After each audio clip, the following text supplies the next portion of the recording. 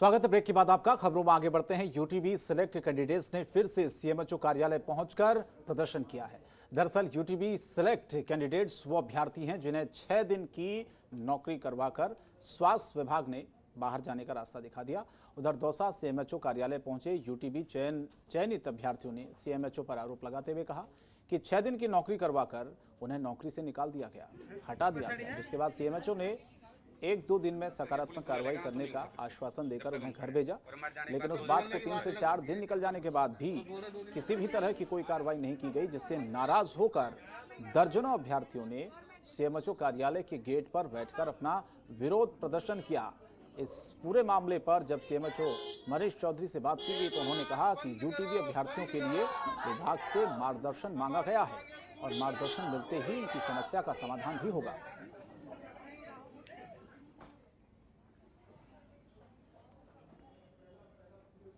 और वहीं lab technician कर्मचारियों ने प्रदर्शन कर अपनी मांगों का पत्र मुख्यमंत्री के नाम जिला कलेक्टर को सौंपा है। लैब टेक्नीशियन ने बताया है कि राज्य सरकार ने कोविड-19 में शानदार कार्य करने के बावजूद लैब टेक्नीशियन का न तो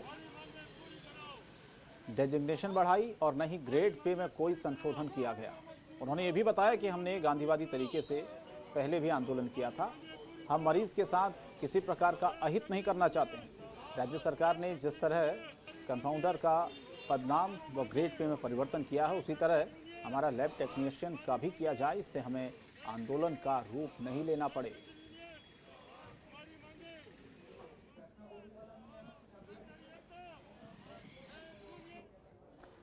और खबर उदयपुर से है। उदयपुर के ओंगड़ा थाने के कांस्टेबल नरेश यादव की 27 मई को ड्यूटी के दौरान पिछले दिनों सड़क हादसे में मौत हो गई थी, जिसके बाद झुंझुनू के रहने वाले पुलिस कांस्टेबल नरेश यादव के परिवार की मदद करने के लिए सभी अधिकारियों और पुलिसकर्मियों ने 50 रुपये से लेकर 50,000 रुपये तक की मदद कर एक सराहनीय पहल की है। दुर्घटना में मौत होने के बाद मृतक कांस्टेबल नरेश यादव के परिवार को आर्थिक सहायता देने के लिए उदयपुर पुलिस स्टाफ ने 8,19,202 रुपये की सहायता राशि इकट्ठा कर मृतक के परिजनों को सौंपी है। साथ ही राशि चेक के रूप में नरेश यादव की पत्नी प्रियंका यादव को दी गई है।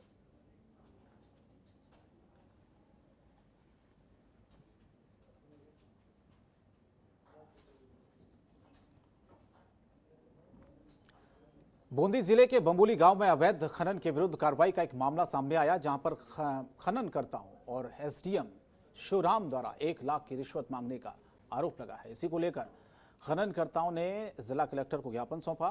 ज्ञापन देने वाले लोगों का कहना है कि एसडीएम ने बिना किसी कारण के फर्जी अवैध खनन का आरोप लगाकर उनकी जेसीबी और अन्य उपकरणों को जब्त कर लिया, जबकि उनकी जेसीबी अन्य किसी के कृषि भूमि पर पानी का गड्ढा बनाने के लिए काम में ली जा रही थी। इस मामले में एसडीएम के विरुद्ध कार्रवाई की मांग भी की गई है।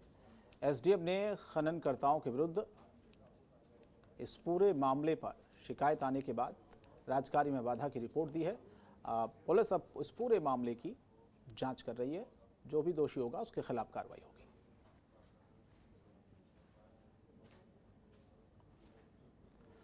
खबर बाड़मेर से है। बाड़मेर में चौहटन में एसीबी ने एक बड़ी कार्रवाई की है। बाड़मेर एसीबी के एएसपी रामनिवास सुंडा की कार्रवाई करते हुए डेलियो का तला ग्राम पंचायत के एलडीसी को गिरफ्तार किया है। बताया जा रहा है कि एलडीसी जगदीश नाथ को पकड़ने के लिए ट्रैप लगाया गया था, जिसमें वो फंस गया।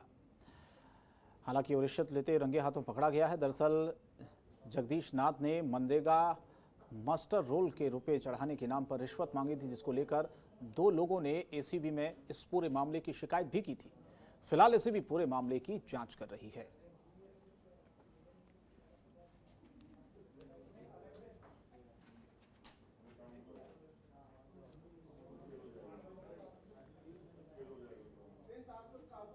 और नौकरी पाने के लिए अक्सर फर्जीवाड़े की बातें तो आपने बहुत सुनी होगी, लेकिन जलदाय विभाग में एक ऐसा मामला सामने आया है जहां पर जलदाय विभाग जोधपुर में काम करने वाले एक कर्मचारी की मौत के बाद उसके भाई ने खुद उसके नाम से बनकर नौकरी शुरू कर दी। अब वो खुद रिटायर्ड होने की तैयारी में है, पर उसने बड़े ही शातिर तरीके से अधिकारियों से मिले भगत कर अपने आप को सुगना राम बताकर नौकरी शुरू कर दी थी। वो पिछले 20 सालों से नौकरी भी कर रहा है, और जब उसकी पत्नी को इस पूरे मामले यानी कि इस पूरे फर्जीवाड़े की जानकारी हुई तो उसकी पत्नी ने मृत्यु सर्टिफिकेट समेत दस्तावेज पेश कर अपना हक दिलाने आरोपी के खिलाफ कार्रवाई की मांग की है। साथ ही पीड़ित महिला अपने और बच्चों के हक के लिए अब न्याय की लड़ाई लड़ रही है। वह इसी को लेकर बाड़मेर से जोधपुर तक सरकारी दफ्तरों के चक्कर भी काट रही है। महिला का आरोप है कि उसके पति की मौत के बाद से ही समाज के लोगों ने उस पर खूब अत्याचार किए हैं। इसके बाद वो अपने बच्चों को लेकर अपने मायके चली गई। वहीं अब पीड़िता ने संभागीय आयुक्त जोधपुर को ज्ञापन देकर हक दिलाने और दोषियों के खिलाफ कार्रवाई की मांग की है।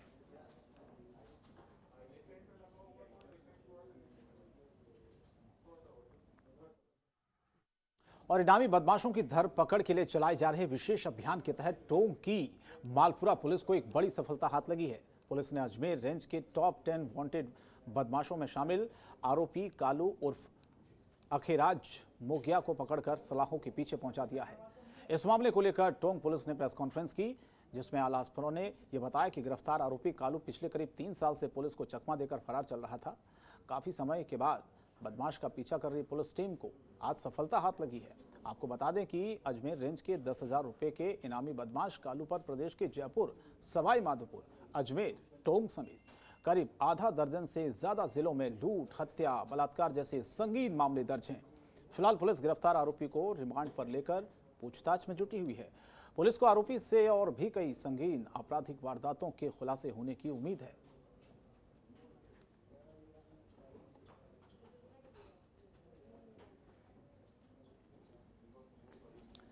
मुख्यमंत्री आवास योजना के लिए प्रस्तावित जमीन पर हुए कब्जे को निगम ने ध्वस्त कर दिया है। नगर निगम आयुक्त एएच गौरी के निर्देशन में निगम की टीम आज मौके पर पहुंची। जेसीबी ने चारों ओर की दीवारों को तोड़कर निगम का बोर्ड लगा दिया।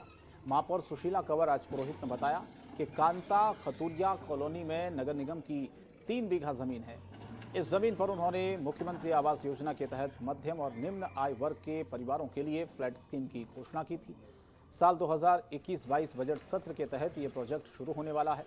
हाल ही में अज्ञात भूमाफिया ने इस जमीन के कुछ हिस्से पर 4 दीवारी बनाकर कब्जा कर लिया। सूचना पर निगम की टीम मौके पर पहुंची। कब्जाधारी के बारे में कुछ पता नहीं चला है। टीम को 2-3 बार मौके पर भेजा गया। बाद में नोटिस भी चस्पा कर दिया गया कि कोई भी व्यक्ति सामने नहीं आया। ऐसे में आज निगम आयुक्त एएच गौरी के निर्देशन में जमीन को कब्जा मुक्त करवाया गया। निगम के स्वामित्व वाली जमीन की कीमत करीब 5 करोड़ रुपए बताई जा रही है। महापौर ने बताया कि आने वाले दिनों में अभियान चलाकर निगम के स्वामित्व की जमीन को कब्जा मुक्त इसी तरह से किया जाएगा।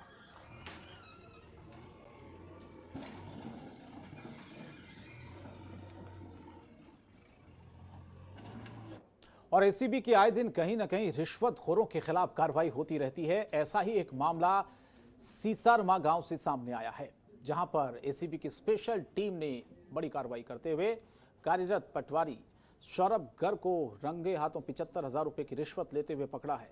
बता दें कि पटवारी गर्ग ने फरियादी सतीश से रिश्वत के लिए 3 लाख रुपए की मांग की थी, जिस पर 2,25,000 रुपए पहले ही लिए थे। इस पर कार्रवाई करते हुए एडिशनल एसपी उमेश ओझा ने बताया कि सीसारमा क्षेत्र के पटवार मंडल में पेट्रोल पंप के पास सतीश गोयल की जमीन है, जिस पर सतीश मकान बना रहा है। इस पर पटवारी सौरभ गर्ग ने भूमि मालिक को परेशान करना शुरू कर दिया, जिससे परेशान होकर सतीश ने एसीबी में शिकायत की थी। एसीबी ने पटवारी को रंगे हाथों रिश्वत लेते हुए पकड़ लिया है। पूछताछ कर इस पूरे मामले पर कार्रवाई शुरू कर दी है।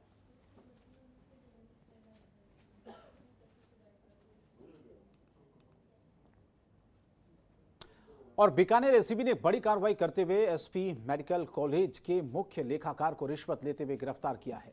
एसपी रजनीश पुनिया के निर्देशन में हुई कार्रवाई में मेडिकल कॉलेज के मुख्य लेखाकार के गोयल को 50,000 रुपए की रिश्वत लेते हुए रंगे हाथ पकड़ा गया है। एसीबी की टीम ने मौके पर पहुंचकर दस्तावेजों की जांच पड़ताल शुरू की है।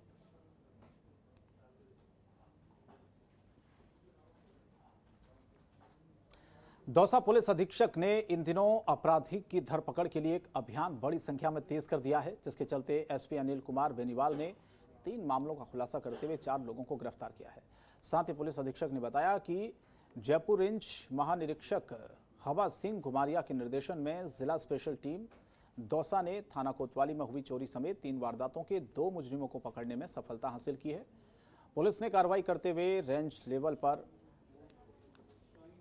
इस पूरे मामले पर फरार चल रहे कुछ बदमाशों को भी गिरफ्तार किया है। हालांकि जिन लोगों को गिरफ्तार किया गया उनसे पूछताछ भी की जा रही है। 3 मामले बताए जा रहे हैं। टॉप 10 ऐसे अपराध जिनमें शामिल बताए जा रहे हैं, यानी कि पहले से ही ऐसी कई आपराधिक गतिविधियां जिनमें इनका नाम शामिल है।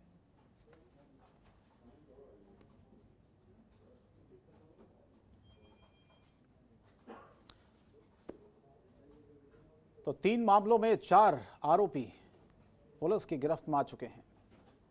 टॉप 10 में इनका नाम शामिल था इन अपराधियों का। हालांकि कई दिनों से फरार चल रहे थे, लेकिन पुलिस ने आज इन्हें गिरफ्तार कर लिया है। दौसा में इन 4 की गिरफ्तारी हुई है और कई सालों से इनकी तलाश की जा रही थी, छापेमारी की जा रही थी, लेकिन अब जाकर ये सफलता मिली है कि इन 4 को गिरफ्तार कर लिया गया है।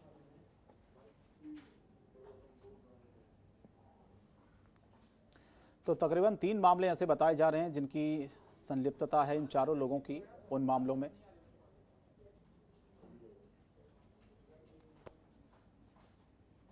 हालांकि कई साल से फरार थे, लेकिन अब जाकर सफलता मिली है कि इन 4 को गिरफ्तार किया गया है। जाहिर है इनसे पूछताछ होगी तो कुछ और खुलासे हों।